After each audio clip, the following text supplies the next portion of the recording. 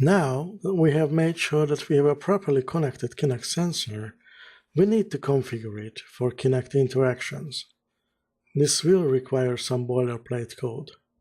I have changed the app already. Let me show you what it does line by line. In the onloaded event handler, I have removed all the diagnostic info and assigned a new handler to the Kinect changed event. In this handler, if we have an old Kinect sensor that has been unplugged or replaced, we disable it. It is possible that during this process the user unplugs the Kinect. We catch any exception in this case and set the error to true. The Kinect interaction system uses both the depth and the skeleton streams to determine the position of the user's hands and the users themselves.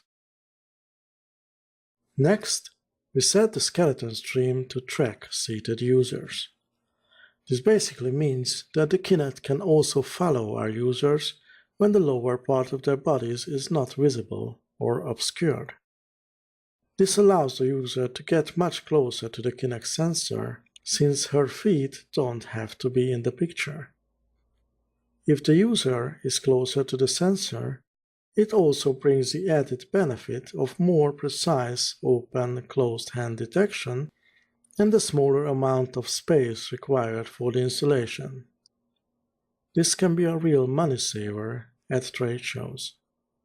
Next, we attempt to set the depth stream range to near mode and enable skeleton tracking in this mode as well.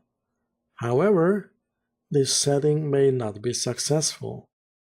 The Kinect for Xbox sensors do not support near mode. In this case, we get an invalid operation exception, which we handle below. Finally, we swallow the last invalid operation exception, which may occur if the Kinect sensor has been unplugged during the initialization phase. In this case, we set the error variable to true.